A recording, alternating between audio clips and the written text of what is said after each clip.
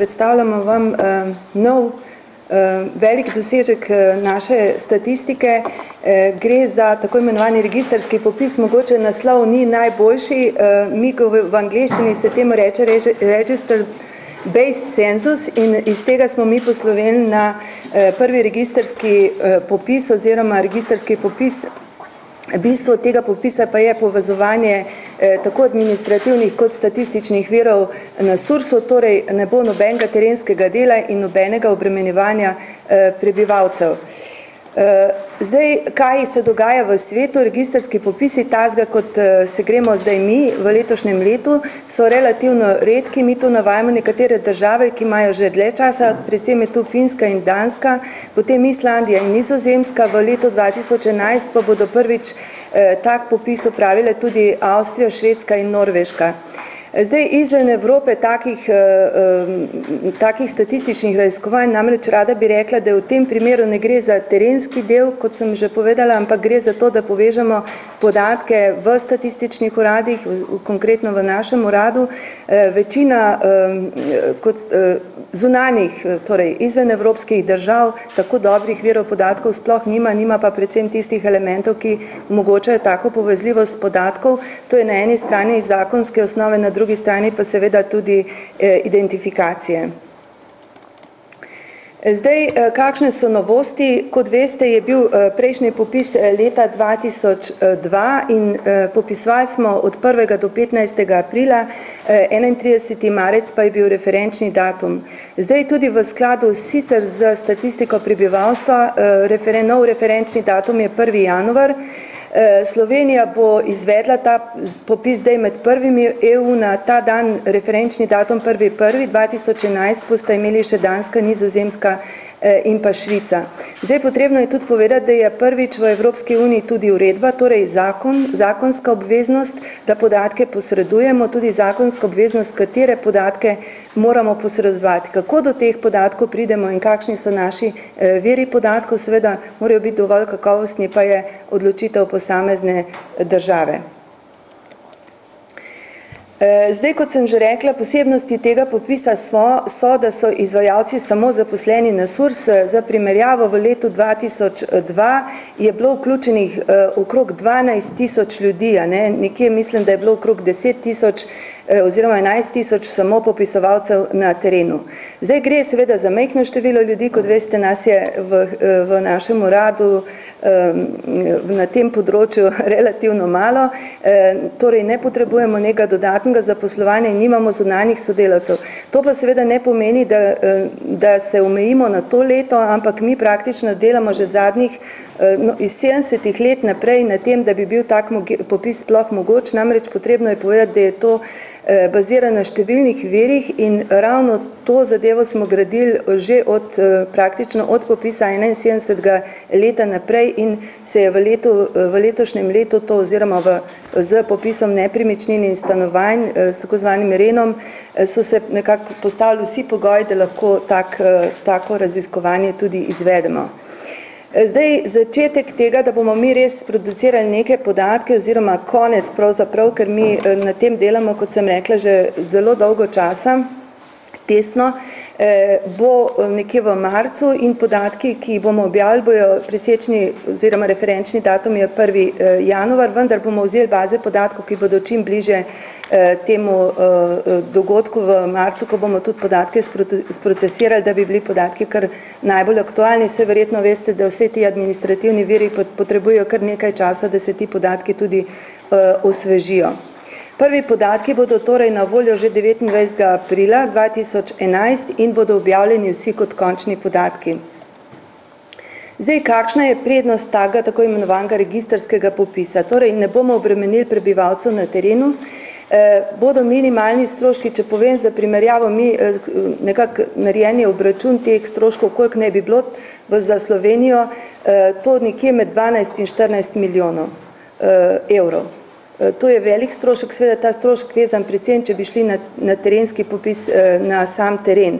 Zdaj, tukaj je nekaj primerjav, kakšni so stroški terenskega popisa v drugih državah, recimo Češka ima 100 milijonov evrov, torej 10 evrov na prebivalca, v Združenih državah, ki je najdražji popis na svetu, imajo 14 milijard, dolarjev, kar pomeni nekako 35 evrov na prebivalca, Kitajska pa nekje najmanj med temi, če računamo na prebivalca, ampak vse vemo, da je Kitajska zelo velika država in se dejansko mora v tem primeru zelo racionalno obnašati. Torej smo prihranili v Sloveniji kar znaten del. Sama bi rekla kot direktorica, da si sploh ne predstavljam, kje bi lahko pri vseh zmanjševanjih našega proračuna lahko pridobili 12 milijonov evrov, tako da bi sfinancirali terenski popis, tako da se mi zdi, da je ta možnost, da bomo lahko izvedli to statistično raziskovanje na tak način res tudi tista možnost, ki daje statističnemu uradu edino možnost, da pridemo do teh podatkov. Zdaj, kakšni so pa pogoji za registrski popis, torej urejena zakonodaja, rada bi rekla, da je naš zakon o državni statistiki proglašen tudi v tako zvanem preverjanju ustreznosti zakonodaje, evropske statistične zakonodaje kot dobra praksa v Evropski uniji in prav 32. in 33. člen dovoljujeta povezovanje vseh podatkov. Mi imamo po tem zakonu tudi možnost pridobivanja vseh virov, to vam je verjetno znano in ta raziskava, ki mi rečemo registrski popis, je zdaj del letnega in srednjeročnega programa statističnih raziskovanj, kot je pa že omenjeno, obstaja pa tudi Evropska uredba, ki določa, katere podatke in kdaj jih moramo poslati v Evropsko unijo. Kar je zelo pomembno je to, da so v Sloveniji na voljo ustrezni viri podatkov, to ne pomeni, da so perfektni viri podatkov, ampak da so potrebujejo zelo veliko statistične obdelave, torej tako imenovanega statističnega urejanja podatkov, ki poteka v našem uradu in kjer je dejansko pride do tega, da rabimo ustrezno statistično znanje, da te vire lahko tudi kvalitetno obdelamo. Pomembno je, da ima Slovenija, kot sem že omenila, identifikatorje, to so pač v našem primeru osebna matična številka EMŠO, s katerimi lahko povežemo te podatke in pa, da lahko iz njih dobimo iz teh virov tudi tiste vsebine, ki jih uredba v Evropski uniji, torej tako imenovane obvezne vsebine sploh lahko zagotovimo v primerni kakovosti. Med viri podatkov je vključenih več kot 20 virov, torej omenjamo tukaj samo tiste res osrednje vire, to je centralni register prebivalstva, to je pomemben predvsem to, da je z popisom registra nepremičnin se dopolnil naslov številko stanovanja. Ta številka stanovanja, kot sem rekla, ti viri niso perfektni, se še urejajo in prav potem kasneje, ko bom rekla, kdaj bomo podatke objavili, stanovanja bomo objavili med zadnjimi, do takrat tudi računamo, da se bojo tudi s temi aktivnostmi, ki se zdaj zelo veliko ukvarjamo za kakovost registra nepremičnin, tudi sicer prebivalstvo, ti viri izboljšali.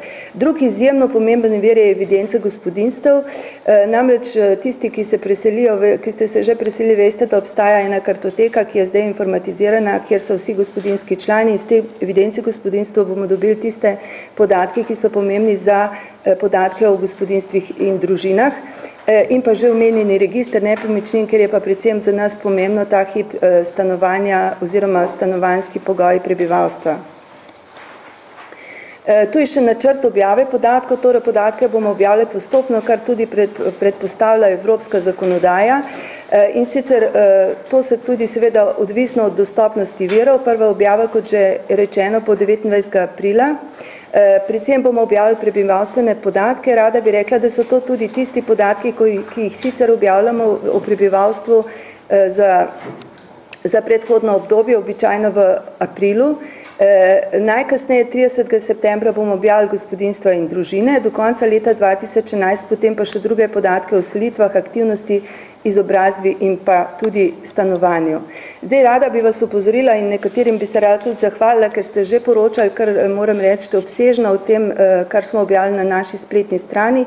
Mi bomo to spletno stran še tekoče dopolnjevali z novimi informacijami in pa rada bi vas opozorila, da smo vam dali tudi zloženko v mape, iz katere lahko mogoče tudi dobite določene informacije. Sicer pa bomo ves čas na voljo tudi za vaše vprašanja. Vesela bom, če boste karkoli v zvezi z tem popisom objavili v naslednjih dneh tudi v sredstvih javnega obveščanja. Hvala lepa. Zdaj, če je kakšno vprašanje mogoče na to temo? Ni? Ja, izvolite. Prebivalstvo, ja. Ne, od prebivalstva ne bomo zahtevali popolnoma ničesar, ker bomo vzeli vse podatke, ki so že zbrani. In sicer zbrani ali v uradnih evidencah, kjer je prebivalstvo že poroča, ali pa zbrani statističnimi viri, torej z našimi anketami. In bomo te vire povezali in potem seveda za prebivalstvo je pa pomembno, tako kot za vse podatke, da jih obveščamo in to je tudi naš namen preko novinarske konference. Klasičnega popisa pa v Sloveniji ne bo več. Kaj so izkušnje mogoče teh držav, ki so že imeli tako? Ja, izkušnje so take. To so samo 3 države. To so države, ker predvsem smo mi država, ki ima to zelo dolgo, že sta Danska in Finska. Izkušnje teh držav so pozitivne, predvsem kar se tiče finančnih sredstev in razbremenjevanja prebivalstva, ker je to res popis prebivalstva zelo velika aktivnost. In seveda so to predvsem tiste države, ki imajo urejeno registrsko okolje. In kot veste, je Slovenija ena izmed teh držav, ki ima take pogoje in prav zato lahko tudi pristopi k temu klubu, mi v statistiki rečemo elitnemu klubu držav, ki si tako raziskovanje lahko privoščijo. Bi pa rado res še enkrat opozorila, da pa zahteva znotraj statističnih uradov to popolnoma drug način dela. Zelo veliko statističnih algoritmov, zelo veliko statistike je treba znati in statističnega urejanja je treba opraviti, da se vse te baze povežejo na statistično korekten način, da se naredijo prioritete nad viri, da se seveda ustrezna kakovost podatkov zagotovi. In v tem smislu je to težje, kot samo zbrati iz terena in potem obdelati iz terena vsako raziskovanje. Je pa seveda tisto neprimerno dražje. Hvala lepa. Potem bi jaz, preden zaključim to novinarsko današnjo konferenco, prosim? Letopis, se bom povedali, da. Preden zaključim, rada vas še opozorila, da smo vam tudi na mizo dali naš letopis, ki je sicer če dalje težji, ampak upam, da je res poln informacij, ki jih tudi koristno uporabljate čez celo leto. Objavljen seveda tudi na našem internetu, tako da tam najdete tudi podatke, ki jih lahko naprej obdelujete. Zdaj bi se pa rada res vam zahvalila za korektno poročanje čez celo leto. Moram reči, da je za nas statistike to izjemnega pomena, kajti splošna javnost je tisti del uporabnikov, ki ga praktično mi brez vašega sodelovanja ne moramo doseči. Rada bi se zahvalila tudi vsem mojim kolegom, predvsem še tistim, ki so večkrat, tako kot kolega Andrej tu, in poskušajo razložiti relativno kompleksne metodologije in komplicirane podatke na tak način, da bi vi lahko to razumeli. Trudimo se tudi, da bi imeli mape urejene na način, tudi na internetu, da bi vi lahko te stvari vzeli dol. Veseli bomo kakršnikoli vaših pripomb in predlogov na naše delo in želim vam, da bi tudi v naslednjem letu sodelovali z nami na prijazen način in zahvaljujem se vam še enkrat in vam želim vse dobro vam in vašim družinam in tako poslovno kot zasebno prijazno in prijetno 2011. Hvala lepa. In naslednjič novinarska konferenca v sredo 9. februarja 2011, kot že rečeno, bomo objavili podatke o inflaciji, verjetno pa pripravili tudi še kakšno drugo zanimivo temo za vas.